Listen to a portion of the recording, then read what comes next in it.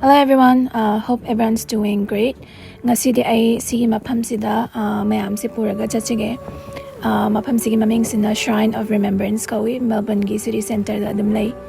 Aduga sige video sa ay akoy gi papada dedicate tawre. Akoy gi bani se history kumbagi apamba sa share tawe haitare, and I'm sure he's gonna enjoy this video, and I hope you guys enjoy it too. So this is the Shrine of Remembrance. Shrine of Remembrance se First World War matamda, that is between 1914 to 1918 da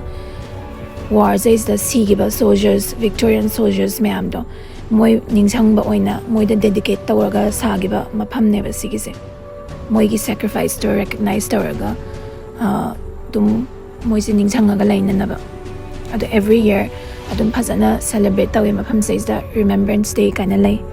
Magi compound sem chawe mamang maning nakan lay uga mayam thai u mayam sigma khongda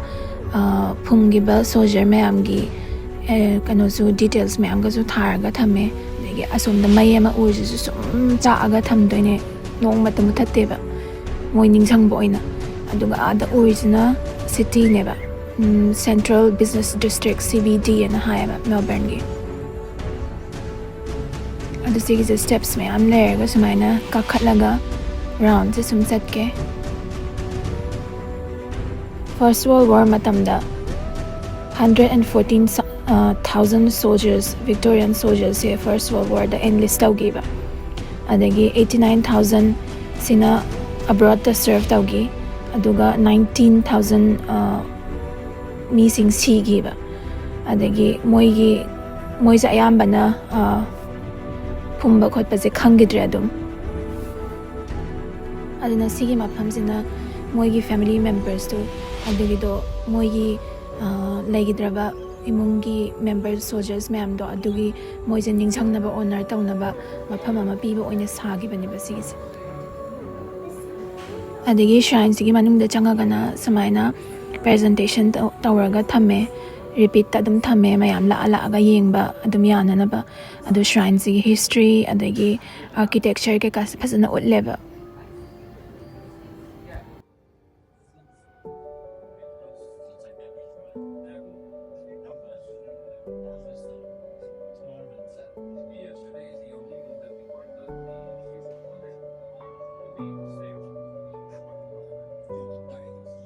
Jagged walls in the entry corner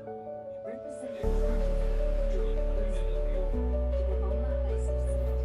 Shrine of Remembrance say November 1934 da 300,000 people gi crowd mamang da first officially hangi baniba se photo mula kanya di matam da nam giba.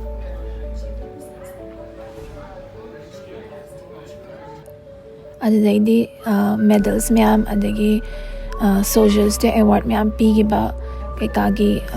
room mamalaani.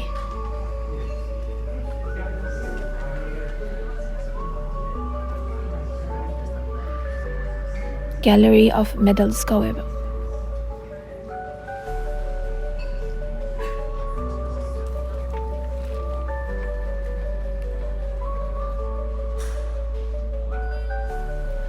Ado nga saigi Victorian soldier katangi wana tana Australian involvement sa First World War 1914-1918 gi marakta yam significant involvement neba. Over 330,000 Australian soldiers say overseas to serve taweba. Aduga sige matam da Australia gi national identity kay kasi yam tina forge tawgi. Adagi over 60,000 Australians were killed. Moise 60,000 hina sigi ba adagi 156,000 Australians to na wounded natraga gassed or taken prisoner of war oina mapham mayam da pugi.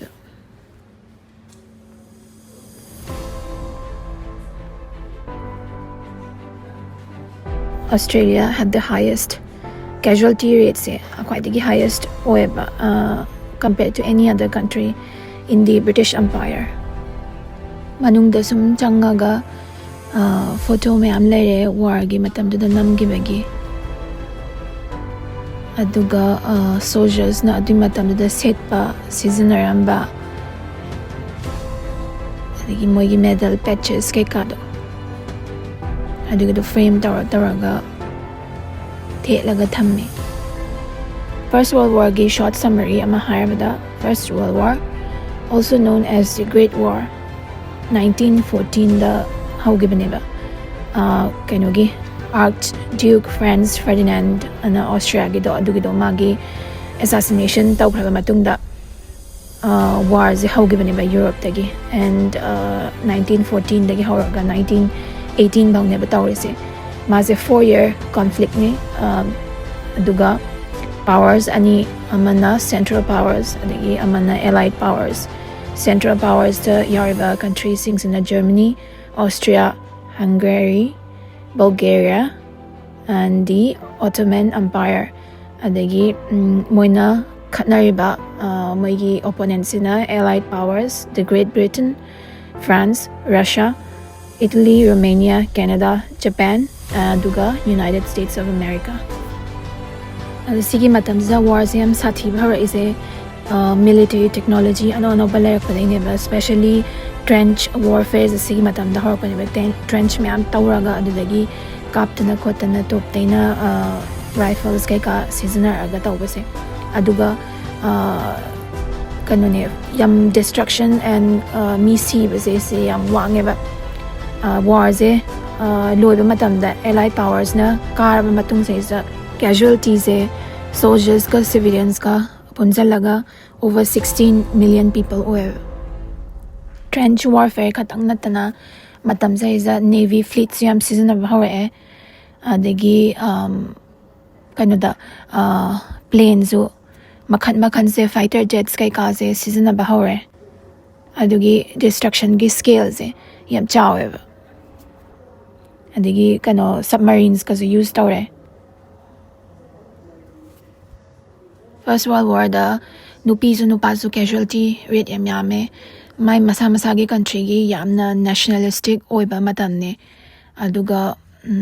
punsi se thadarage na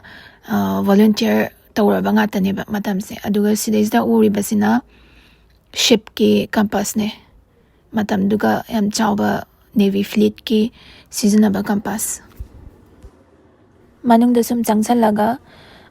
lam atopa me amgisu soldier gi matam dagi First World War da season nagiba potchai phangba khotpa dagi moigi lam gi uniform keka adagi prisoner of war na saba potchai keka kasu display da thame sigi lin ga se prisoner of war na sarine ba aduga beads kuma na sigi sarine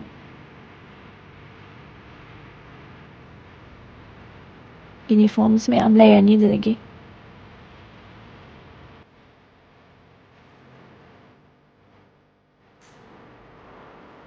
marakta khara exceptional oigiba misingi story ke kana hapame daisa sida yam interesting oiba malerame Sister Clarice Halligan na maze Australian nurse and missionary neba the Second World War matam da maze sigiba neba adude nursing service tawraga war matam da service being na da maze Japanese soldiers na prisoner of war ina lauraga mase hatokibaneba aduga hatkiba mafamse yam phawe Bunker Island massacre na khangnayeba. Bunker Island massacre da tawgibase unarmed Australian nurses adagi asopa Allied soldiers to Bunker Island haisna east of Sumatra Indonesian island macha laibado adudai dunne adida 1942 Second World War matanda Japanese Imperial Army na moise adudaida hatkibaneba 22 Australian Army nurses hatki matamdida and 60 Australian British soldiers the crew members of kano naval ship ama moina Japanese soldiers na bomb tawraga sink tawba moigidineba do hatbagi mawong moina wounded oraga beach day da iwayaga lakpadaida adudaida moina Imperial Armies na thingnaraga bayonet na amaga chak yung yaba nongmay matunda ta type tam yamda yung naga moise admai hatkibine ꯁꯤꯒꯤ ꯕꯣꯛꯁꯁꯤꯗꯩꯁꯤꯗ display ꯇꯧꯔꯤꯕꯁꯤꯅ ꯑꯁꯤꯒꯤ Australian ꯁꯣꯜꯖꯔꯁꯤꯡꯁꯤꯅ ꯊꯦꯡꯅꯕꯗ ꯄꯨꯔꯛꯄꯅꯦꯕ Japanese ꯀꯇꯥꯅꯥ short ꯑꯃ ꯌꯥꯎꯔꯤꯁꯦ ꯖꯄꯥꯟꯒꯤ world war II ꯃꯇꯝꯗ ꯌꯥꯝꯅ ꯃꯣꯏꯁꯦ ꯃꯤꯂꯤꯇꯔꯤꯁꯦ modernise ꯑꯣꯏꯔꯕꯅꯦꯕ but steel ꯃꯣꯏꯒꯤ ꯀꯇꯥꯅꯥ short ꯀꯩꯀꯥꯁꯦ ꯑꯗꯨꯝ ꯀꯦꯔꯤ ꯇꯧꯅꯩꯌꯦꯕ ꯃꯣꯏꯒꯤ ꯑꯗꯨꯒꯨꯝꯕ ꯊꯥꯡꯗꯣ ꯑꯥꯏꯂꯦꯟ ꯃꯆꯥ ꯃꯆꯥ ꯌꯥꯝ ꯁꯣꯡꯕ ꯀꯩꯀꯥꯗꯣ ꯑꯗꯨꯗꯁꯨ ꯌꯥꯝ ꯀꯥꯟꯅꯩ ꯑꯗꯨꯒ ꯁꯃꯨꯔꯥꯏꯒꯤ ꯃꯣꯏꯁꯦ ꯌꯥꯝꯅ ꯁꯤꯖꯤꯟꯅꯕ ꯌꯥꯝ ꯍꯩꯕ ꯀꯥꯡꯕꯨꯅꯦꯕ ꯑꯗꯨ ꯁꯩꯁꯤꯗ ꯃꯣꯏꯒꯤ ꯁꯣꯜꯖꯔꯒꯤ ꯌꯨꯅꯤꯐꯣꯔꯝ ꯂꯩꯔꯦ Japanese Imperial soldiers Italian ꯁꯣꯜꯖꯔꯁꯀꯤ uniform ꯑꯃꯨꯛ ꯂꯩꯔꯦ ꯃꯊꯪꯒꯤ ꯗꯤꯁꯄ꯭ꯂꯦꯁꯤꯅ ꯑꯦꯌꯔꯀ꯭ꯔꯥꯐ ꯑꯣꯄꯔꯦꯇꯔ ꯑꯃꯒꯤ ꯃꯥꯒꯤ ꯌꯨꯅꯤꯐꯣꯔꯝꯒꯤ ꯄꯥꯔꯠꯁ ꯑꯗꯒꯤ ꯁꯤꯖꯤꯟꯅꯔꯝꯕ ꯏꯀ꯭ꯋꯤꯞꯃꯦꯟꯠꯁ ꯈꯔꯒꯤ ꯗꯤꯁꯄ꯭ꯂꯦ ꯃꯥꯒꯤ ꯁ꯭ꯇꯣꯔꯤ ꯃꯇꯦꯛ ꯑꯃꯒ ꯑꯦꯌꯔꯐꯣꯔꯁꯀꯤ ꯍꯥꯏꯔꯒꯗꯤ ꯑꯣꯁꯇ꯭ꯔꯦꯂꯤꯌꯥꯒꯤ ꯑꯦꯌꯔꯐꯣꯔꯁ ꯗ ꯔꯣꯌꯦꯜ ꯑꯣꯁꯇ꯭ꯔꯦꯂꯤꯌꯟ ꯑꯦꯌꯔꯐꯣꯔꯁ RAAF ꯑꯅ ꯑꯃ ꯂꯩ RAAFꯁꯦ March 31st 1921ꯗ ꯑꯦꯁꯇꯥꯕ꯭ꯂꯤꯁ ꯇꯧꯈꯤꯕꯅꯦꯕ ꯑꯗꯨꯒ World War I ꯃꯇꯝꯗ ꯁꯨꯝ ꯃꯣꯏꯁꯦ ꯌꯥꯝꯅ ꯑꯦꯛꯇꯤꯚ ꯄꯥꯔꯇꯤꯁꯤꯄꯦꯟꯠꯁꯅꯦ ꯑꯗꯒꯤ World War II ꯑꯗꯒꯤ Korean War Vietnam War ꯌꯥꯝ ꯌꯥꯎꯋꯦꯕ RAAFꯁꯦ the world's second independent air force ne after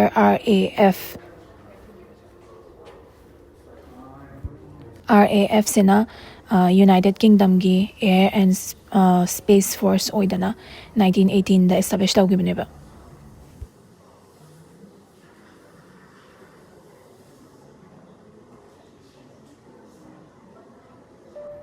adudai somna kanda uriba boat macha ama leisina life boat neba Devanha life boat kawe sige se yam phaugiba Battle of Gallipoli namalay adudaida mi miyam kanbada sizinnagiba real life boat neba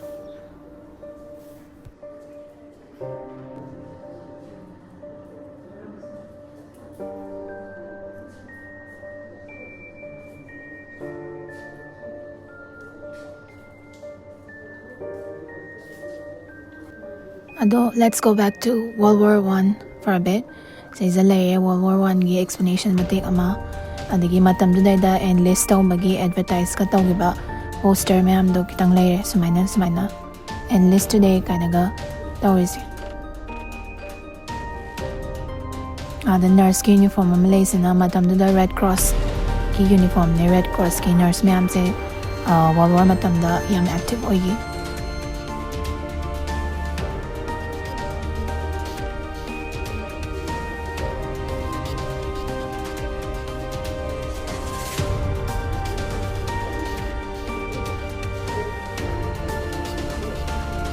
Sidaysa uliba nipise Vera Deakin kawe. Ado mase kanila Australian Prime Minister matamdugi Alfred Deakin na layameba. Ado mase 3 times consecutive terms ki Prime Minister or Australia gi. Ado Vera sina matamduday da World War I join tawge sa hansa na mapada haya mapaza na yadi. Ado last mazu citizen amni mazu war da tapa deserve tawe na namda na dum Red Cross ki join tawraga chatkiba maze Lady White hainasu haine aduga maze mana Australian Wounded and Missing Inquiry Bureau kana yamna establish tawgiba soldier gi mangiba singdo aduga moigi family singa reunite tawnaba First World War matamda aduna Vera se yam phawe sidayda urizna kanu Corporal Harry Dester ana magi face ki cast neba mase World War I matamda severe yam sathiba facial injuries tawgiba 1917 da Australian infantry da yawba matamda ado mase kona magi asengba photos da le ado mase multiple reconstructive surgeries tawgi aduga reconstructive surgery se matam zaisa horak padangai riba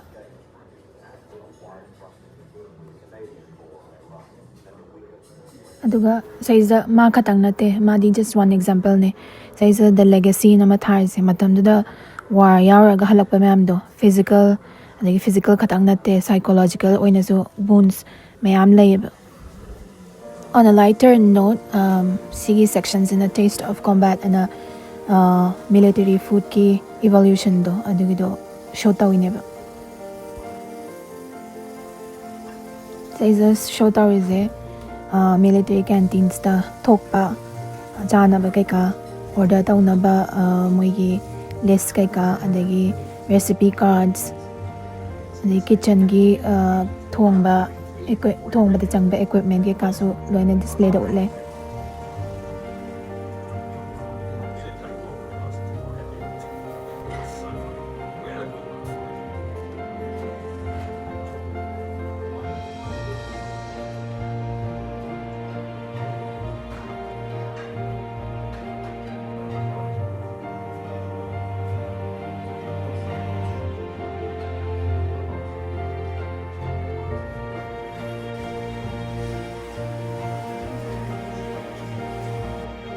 Moving on to World War II or the Second World War. World War II is obviously a global conflict spanning between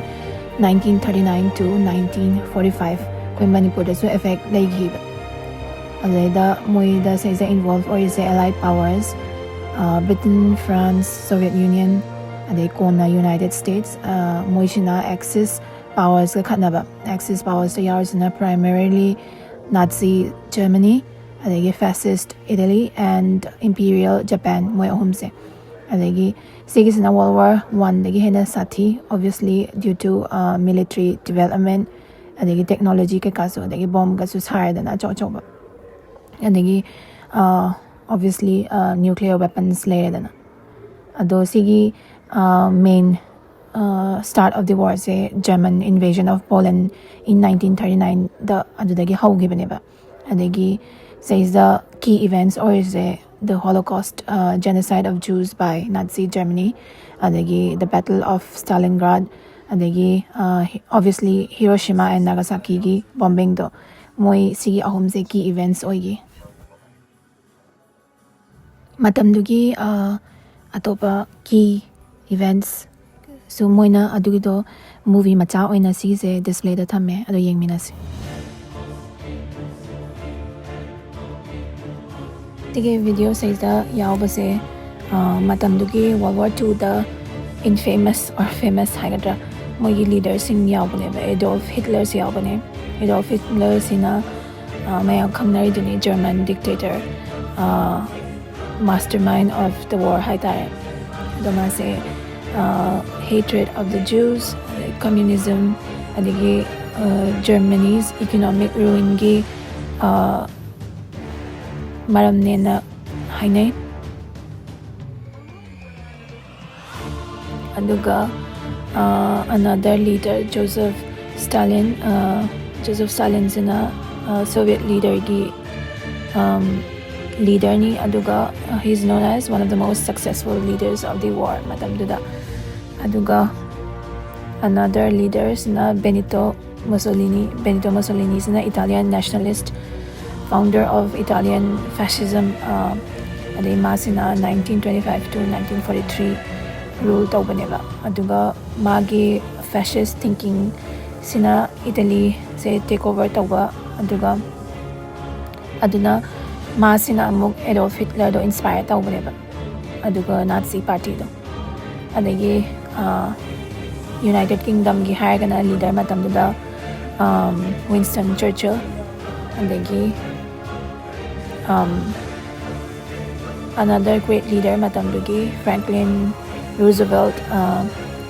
US ki adagi Harry S. Truman na namasuleme Allied powers ki one of the leaders aduga masina powers na he authorized the use of nuclear weapons against Japan the nuclear weapon used to green light to green signal do sige Harry S. Truman sina pigi baneba adai Japan gi leader prime minister matamda phaw sina Hideki Tojo na mana responsible for Pearl Harbor the attack to the Pearl Harbor US ki mi myam sige dana bomb tandarakpada adagi another Japanese leader matamdugi Emperor of Japan Emperor Hirohito Japanese nationalist.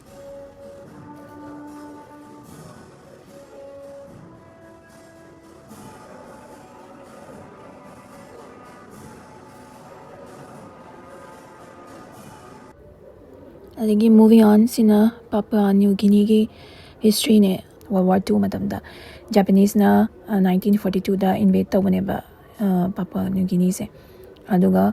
7 weeks later adudaida moina station oina seasonaraga Pearl Harbor gi attack to tawgimne ba US island gi romda aduga sigi maphamse Japanese na 1942 da completely take over tawramabane ba adagi kona na amuk allies Australian forces na lead tawraga amuka lawsangi adudaida Japanese soldiers starvation ga tawdana prisoner of war oina leba ma'am do Australian soldiers na feed ka tawbagi photos lay mathang sisina war surrender tawrakanda Japan surrender tawraga World War II end tawrakanda families na reunite tawba adagi kano harauba khotba adugumba ma'am gi images ne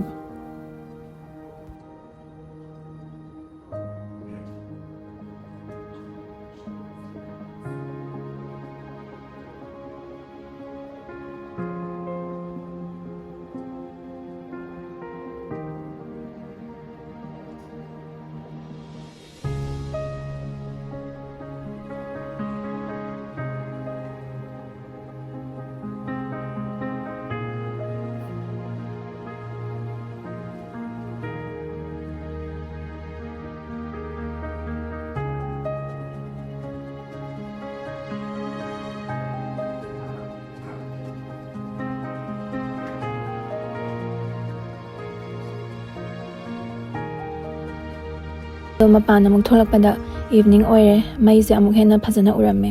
sigi mai sigi maming se the eternal flame kawe maze 28 February 1954 da Queen Elizabeth II na 250,000 mi myam gi mamang da sigi flame se thagi bane ba adudai ngasi bo da sigi flame se muthatri ba aduga mana sigi flames ne represent se flame se sumut mut loi sungsi siroi aduga magi akogi war da sigiba mi myam dugi memory su sumaina sumut mut loi sineba sigi compound sa u myam thai u myam gi makhong du sumaina soldier myam gi memories myam thami ado ngasi gi dai swaida dum loisanaba tarage hopefully you guys enjoyed this. Thanks for watching. See you next time.